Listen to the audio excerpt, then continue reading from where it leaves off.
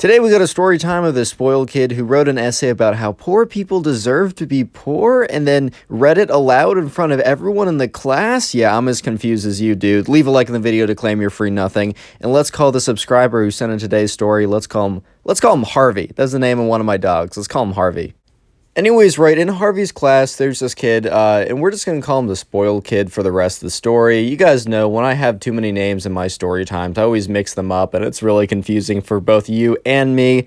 But anyways, right, you might be thinking, why is this kid known as the spoiled kid? Because, like, obviously, after what happened in this story, everyone knew him as the spoiled kid. But he was known as the spoiled kid even before this event happened. And the reason why is pretty crazy as well. So basically, a couple years ago, because at this point, Harvey's in 5th grade, but back in 2nd grade, right, the spoiled kid got a grade that he didn't really like on his test, and he was very angry. So he got up in front of everyone in the class, ran up to the teacher, and said, "If you don't change my grade on this assignment, my daddy's gonna sue you. My daddy's a big shot lawyer, and you will lose all your money and be homeless and starve on the streets." Obviously, the kid was sent to, the principal, and he had to, apologize to the teacher in front of the entire class. But after that moment, right, everyone kind of knew him as the spoiled kid. However, he didn't do anything big and crazy like that for the next 3 years, up until one day during 5th grade. So just to set the scene, there was a pretty big writing assignment. Speaking of a writing assignment, I have a 10-page paper I gotta do kind of soon, dude. I'm not trying to do that. Anyways, though, they had a pretty big writing assignment where they could write about, honestly, whatever they wanted. The whole thing was because they had a whole unit on, the English language, so your grammar, your adjectives, your nouns. The whole point was this: can you write something, but also write it, correctly? Can the syntax be good? Can your grammar be at least okay? Don't be like me like cookies. You got to say I like cookies, then you get 100%. But other than that, you could literally write about whatever you wanted. But it was a big essay, and the other part of it was kind of the whole public speaking thing, because reading your essays aloud in front of everybody is kind of a big thing you do in school, or at least if you don't know that, it's going to be true, and unfortunately you're going to have to do it a lot more. So the teacher was like, you know what, let's get the grammar down, and then also get the public speaking down, get 2 birds with 1 stone, which, by the way, that's a bad analogy. Don't throw stones at birds, dude. But anyways, right, so there was a big essay, and you can write whatever you wanted. So let's just skip ahead to the day that the essay was read, because oh my god, was this crazy. So anyways, right, let's just skip ahead to the day where they had to read these aloud in front of everyone. So everyone was kind of nervous, to set the scene. There was some jitters because this was a pretty big assignment, and by the way, it's scary to read your paper in front of everyone. And eventually it's Harvey, aka the subscriber's turn. He went up and he wrote a paper about trains or something. I don't know, he likes trains. I don't know, dude. And, it was pretty good, and he was a little nervous, but he felt pretty good about that. But that's pretty run-of-the-mill, nothing that interesting. And then, the thing gets really interesting, right, when the spoiled kid goes up. So Harvey's just sitting in his seat. He is already gone at this point, so, he was chilling. He had I don't know, man, when I was, whenever I had to, read something or present something in front of everyone, as soon as I got mine out of the way, I was in, the best mood ever, and I sat back and relaxed, and Harvey was doing the same. And he watched as the spoiled kid, walked up to the front of the room, and what you were supposed to do with this assignment is you were supposed to say the title of your essay and then begin reading it.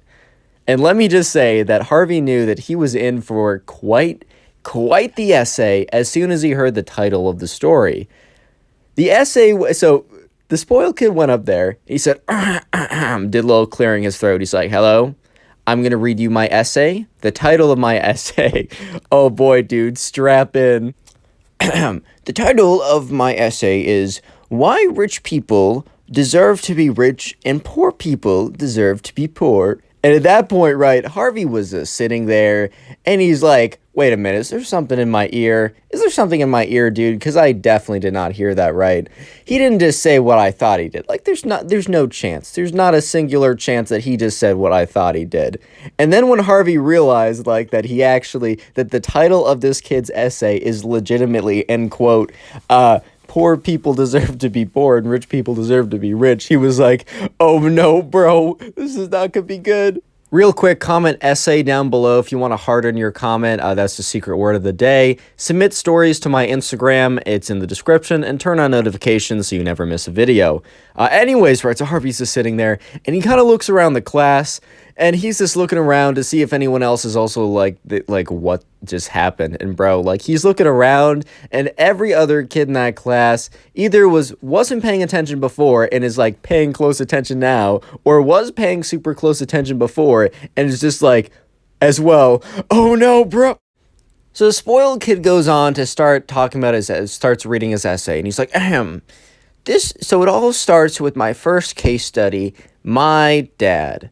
When my dad was born, he was not born into a rich family, but you know what he was born with? He was born with the rich genes. When he was born, he was in his blood. He was going to make money. And you know why he made money? Because he was born like that. And now he's a very successful lawyer. I mean, shout out to, like, you know, when he threatened the spoiled kid threatened to sue the teacher, being his daddy was going to sue him because he didn't get the grade he wanted. So everyone definitely knew that he was a successful lawyer for that reason. But anyways, the rich kid goes on to say probably the more controversial, because look, it's very controversial to say you were born rich, right? But it's even more controversial to say if you're poor, it's because you're born that way and you just stay that way. And at this point, right, he goes on to say, and yes, like some people, like they feel bad for poor people, but honestly, I do not, because they are born that way. And Harvey's just sitting there, bro, and he's just like, dude, what is coming out of this kid's mouth? Like, he hasn't said anything crazy since second grade. Has this been just like bottling up? Has he just been like bottling up all the nonsense and decides to spew it out in front of everyone for a graded assignment? Anyways, right, the spoiled kid goes on and ends up finishing up his essay saying, if you're poor, don't feel bad about it. You know, you were just born like less superior than my parents.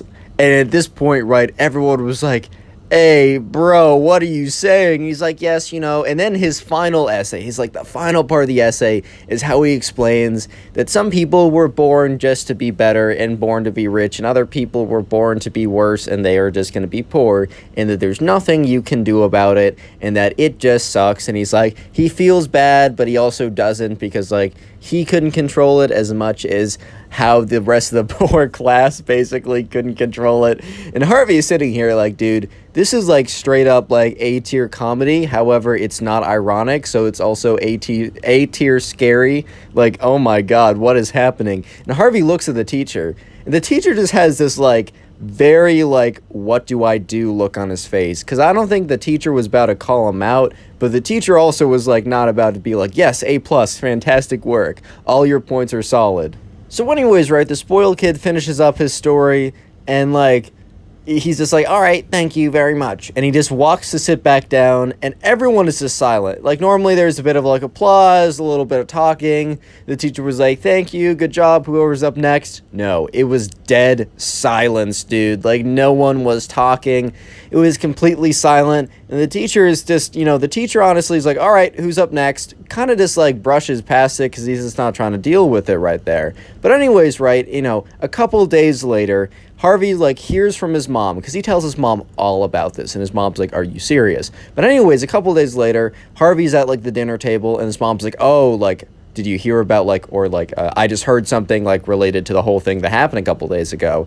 And Harvey's like, oh, really, what happened? So apparently, right, you know, the teacher decided to, you know, forward the essay to the spoiled kid's parents, kind of to be like, hey, like, can you, like, I don't know, the material in here is a little alarming. I don't necessarily know what to do. Like, I feel like this is something like you guys might want to handle. And apparently, right, the teacher got an email back from the parents, and the parents are like, can you highlight where the material here is or is like distressful or harming or like disturbing? Like, we're failing to see what's wrong with this essay. And the teacher just didn't even follow up to that email, didn't say like, oh, it's here, or be like, oh, my mistake. The teacher basically just did not respond to that, realizing that the parents are completely absolutely crazy, right? And the teacher, a couple days later, Harvey hears again from like someone else that like the teacher eventually graded the papers. Someone kind of like got into the papers or something, was able to see all the grades or whatever. And apparently, right, the teacher gave, the spoiled kid a pretty decent grade because the grammar and the execution was good. However, the teacher wrote a very long-winded comment on the side of the paper saying, hey, like, your grammar was perfect here. However, the material is very, like, disturbing to me. Here is why, if you want to talk about it later.